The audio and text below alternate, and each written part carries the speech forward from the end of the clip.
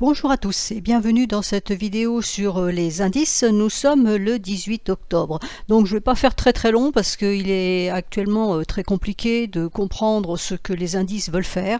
C'est un jour je monte, un jour je baisse. Donc en fait là pour le moment on a eu une schématique où on avait de la forte baisse le vendredi, ça montait fortement le lundi, mardi pour se retourner après le mercredi, jeudi suivant.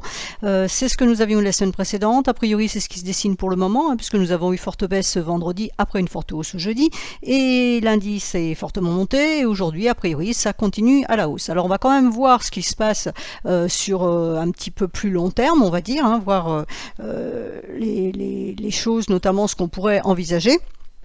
Mais bon, je vais pas, voilà, les marchés à mon avis savent pas dans quel sens ils veulent aller, donc c'est pas moi qui vais le déterminer.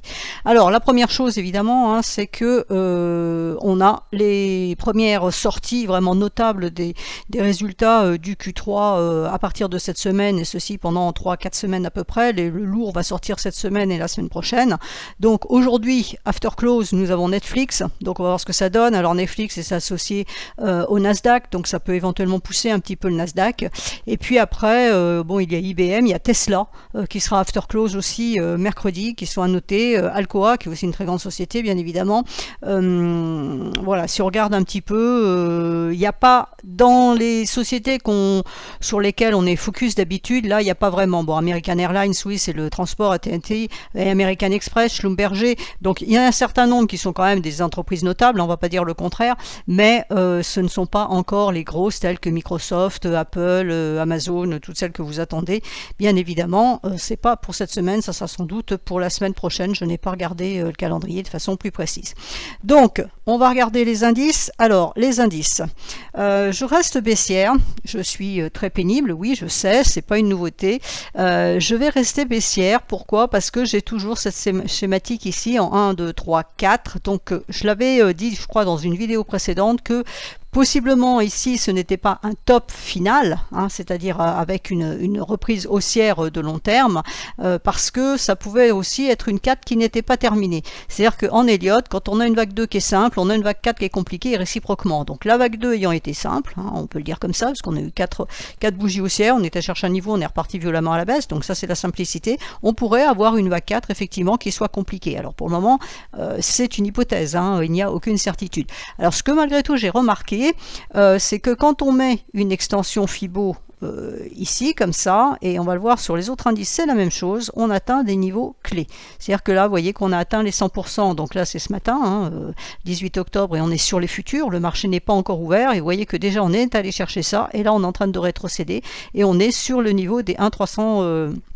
des 100% pardon, à 3747,50 qui correspond en même temps au bas du nuage. Donc vous voyez qu'il y a un sens, hein. C'est pas je rajoute des trucs pour que ça fasse joli par rapport à Ishimoku, je prends les choses qui fonctionnent avec Ishimoku parce que ça nous donne une double validation.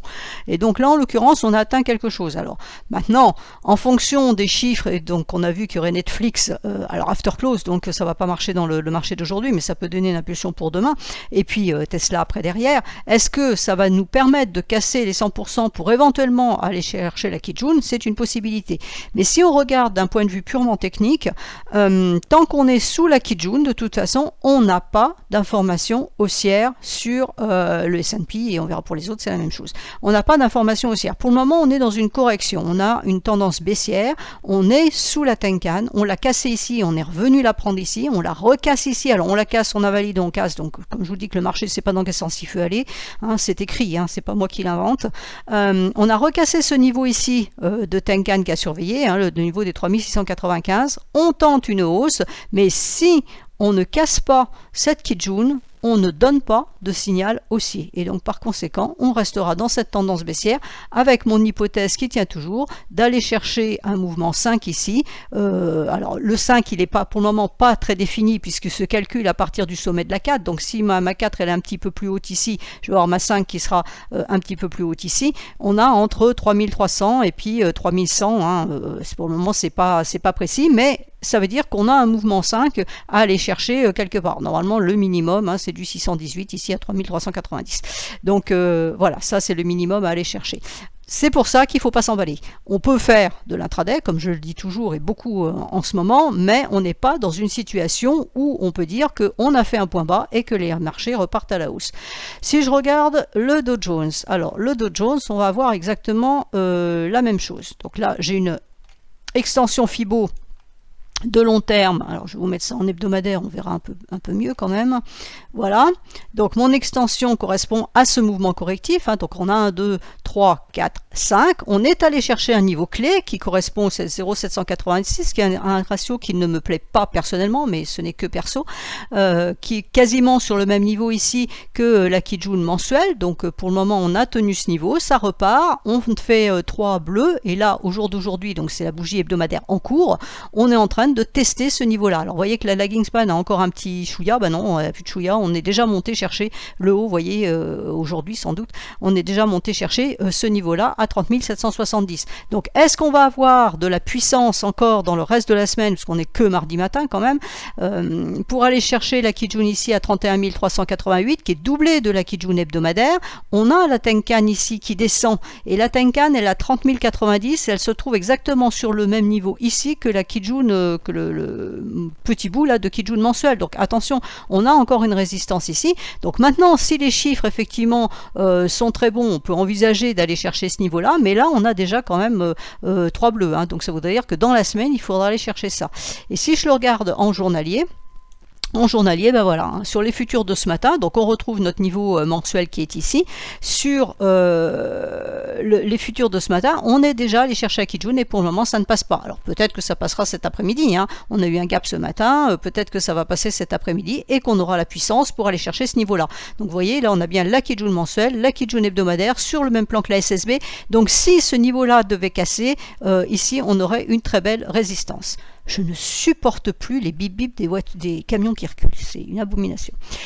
Même chose ici. Si je mets mon extension Fibo, hop, voilà, tac, l'extension Fibo, on a les 100%, voyez, et on est en train de redescendre en dessous. Alors ce 100% d'extension Fibo est exactement sur le même niveau que la Kijun. Donc ici c'est important, c'est un niveau clé au 30 580. Donc voilà, il va vraiment falloir voir cet après-midi ce qui se passe. Est-ce qu'on arrive à casser ça ou pas? Si on n'arrive pas à casser, la probabilité qu'on reparte à la baisse va augmenter. Je ne dis pas qu'elle est certaine, je dis que ça va augmenter. Donc vous voyez qu'on a exactement la même configuration que sur le S&P, ça bloque. Alors quant au Nasdaq, Nasdaq, sa Kijun elle est quand même extrêmement loin, hein. On peut dire que là pour y aller, il va falloir que ça pousse. Alors maintenant avec un coup de Netflix, un coup de Tesla, ça peut le faire. Je dis pas le contraire, mais il va vraiment falloir que ça pousse fort. Donc Netflix ce soir et Tesla ce soir. Après clôture, donc ça va impacter le marché mercredi et jeudi, hein, il y a un décalage. Ça peut le faire. C'est pas une improbabilité. J'en suis pas certaine. Voilà, on va le dire comme ça, mais c'est une possibilité. Mais vous voyez que pour le Nasdaq en tout cas, ça sera compliqué aussi, parce que si on va chercher la Kijun ici, on aura la droite de tendance après en résistance, et la Kijun hebdomadaire qui est sur le même plan que la SSB ici, journalière. Donc on retrouve bien les mêmes résistances. Donc pour le moment, on est dans une tendance baissière, on est en correction. Ici aussi, on a eu une correction, on n'est pas allé chercher la Kijun, on est reparti dans l'autre sens. Ici, on l'a eu la correction, on est allé chercher la Kijun. Ici, on n'y est pas allé, ici, on ne sait pas.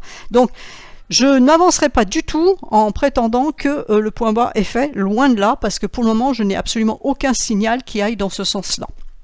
Maintenant, on peut avoir une bonne surprise, les résultats soient globalement meilleurs que les attentes. Alors après, on pourra toujours critiquer aussi le niveau des attentes, hein, c'est toujours la même histoire. À chaque trimestre, on ressort le même discours. Mais je ne crois pas du tout à la hausse pour le moment, parce que de toute façon, tout ce qui a fait la baisse, les problèmes qui ont suscité la baisse sont toujours là, hein. C'est pas juste des résultats qui vont renverser la vapeur. Le DAX, alors le DAX ce matin a cassé sa Kijun, donc lui il nous donne bien un signal haussier, hein, puisqu'il a cassé sa Kijun. Alors attention, parce que là la lagging span va avoir de l'encombrement. On met la même chose, l'extension Fibo, et l'extension Fibo, on n'a pas atteint encore les 100%. Hein. Les 100% sont à 12 938 ici. On a un niveau de SSB juste un petit peu en dessous à 12 905. On pourrait aller chercher ce niveau-là. c'est possible dans la journée. Le DAX pardon, est à surveiller parce qu'effectivement ici on a du passage faible, mais vous voyez qu'on a un renfort ici de Kijun hebdomadaire, donc ça pourrait nous bloquer la hausse, hein. Alors est-ce qu'on va réussir à aller tester ça là-haut pour repartir?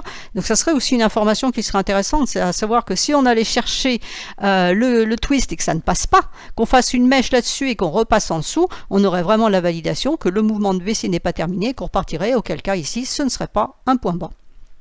Ensuite, le CAC, alors le CAC, je viens de le tweeter à l'instant, même chose, hein, on est bien dans une tendance baissière. Vous voyez qu'ici, on a travaillé la Kijun, on est reparti à la baisse. Alors, on a fait un point bas plus haut, donc ça, c'était plutôt positif.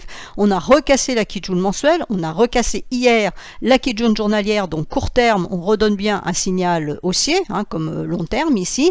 On a gapé ce matin pour aller chercher pile la Kijun hebdomadaire. On a un petit niveau encore au-dessus à 6000, pourquoi ça s'affiche pas, 6155. Est-ce qu'on va réussir à aller le chercher? Même chose, on va voir. Et ce niveau-là, vous voyez qu'il est intéressant parce que ce sont les 100% d'extension Fibo, hein. On a les 0,786 ici, donc on les a cassés. Et là, ce sont les 100%. Pour le moment, c'est ce petit niveau qui bloque. Et ce niveau, il est sur la SSB. Ça, c'est ce que j'avais mis hier. On avait la SSB ici, et on a la Kijun ici qui s'est mise à l'horizontale exactement sur le même niveau. Donc pour le moment, on a un blocage, on a une double résistance. Si on arrive à casser cette double résistance, la résistance suivante, c'est ça, hein. C'est la SSB qui est ici, qui est très longue à 6185, et la suivante à 6205. Même réflexion que sur le DAX ici. Est-ce qu'on va aller chatouiller le twist ou pas? Mais pour ça, il faut déjà passer la Kijun hebdomadaire. Donc pour le moment, on atteint des niveaux clés. Alors il lui reste un petit bout, hein. L'extension Fibo, elle est ici à 6152. Donc on peut éventuellement aller chercher ce niveau-là. Mais pour le moment, ça passe rouge en fait, hein, parce que quand je l'ai tweeté tout à l'heure, c'était vert, et là, ça passe déjà rouge. Donc wait and see pour ce soir. Enfin, je finirai avec le SMI. Donc le SMI, toujours la même configuration, hein. On va mettre l'extension Fibo. Donc je prends le point bas, je prends le point haut et la correction. Et voilà, le 100%, il est à 10 595 ici. On a la SSB à 10 630 ici qu'on pourrait aller tester avec une mèche. Pour le moment, la Kijun a l'air de vouloir résister, hein. On tente de la dépasser, mais pour le moment, ça a l'air un petit peu difficile. Donc on a bien rebondi sur la Tenkan, on a eu le gap ici, on a bien rebondi sur la Tenkan. On est déjà allé tester la Kijun hier. Là, ce matin, on tente de la passer, à voir si ça passe ou si ça ne passe pas. Après, on est 100%, et donc le niveau ici à 10 630 éventuellement aller chercher. Même chose, on a du passage faible ici. Est-ce qu'on arrivera à le passer? Eh bien, c'est ce qu'on verra dans les jours, voire semaines prochaines. Voilà, j'ai fait le tour de la question. Non, j'ai oublié le VIX. Alors le VIX pour le moment, et c'est là où il faut s'en méfier, quand il faut se méfier un petit peu de ces mouvements haussiers, parce que les mouvements haussiers ont l'air assez forts, mais par contre le VIX ne chute pas vraiment, hein. Il baisse, je ne vais pas dire le contraire, mais c'est pas de la chute. Vu ce qu'on voit sur quand on voit du 3% de variation sur le Nasdaq, le S&P, le Dow Jones hier c'était quand même assez impressionnant. Vous voyez que le VIX, lui, n'a pas du tout eu la même ampleur, hein. Donc attention, parce que le VIX, lui, pour le moment, n'est pas en train de vendre pour aller dans le sens contraire du S&P justement. Donc méfiance par rapport au VIX. Le SOX, le SOX, voilà, hein, l'indice des semi-conducteurs. Donc ça c'est la journée d'hier.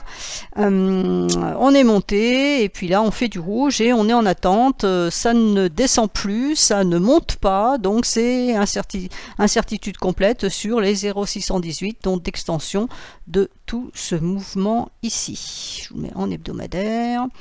Voilà, le mouvement hebdo, hein, 1, 2, 3, 4, 5, même chose. Alors donc on a atteint les 0,618, ce qui est le minimum à atteindre pour valider une extension Fibo. Donc l'extension est bien valide. Dans l'hypothèse où on casse ces 0,618, là on l'a cassé, mais ça a été repris pour le moment. Donc si dans la semaine on repasse en dessous et qu'on clôturait cette semaine dessous, à ce moment-là on aurait les 0,786, voire les 100%, qui est quand même le ratio majeur sur Fibo entre 0,618 et 1,382. Celui-là, je vous dis, il est intermédiaire. Voilà, cette fois je pense que j'ai fait le tour, donc j'espère que ça vous sera utile. On ne peut pas en dire beaucoup plus sur les marchés, vu que, comme je vous l'ai dit en introduction, eux-mêmes ne savent pas dans quel sens ils veulent aller, donc s'ils ne savent pas, c'est pas nous qui allons le savoir. Donc il faut suivre au jour le jour. Pour ceux qui font de l'intraday, vous suivez vos actifs sur UT un peu plus courte. Pensez à mettre les projections d'UT plus hautes, hein, c'est-à-dire dans un cas comme ça, si vous allez trader en intraday, c'est peut-être judicieux d'avoir sa Kijun hebdomadaire sur son écran écran parce que manifestement c'est elle qui bloque.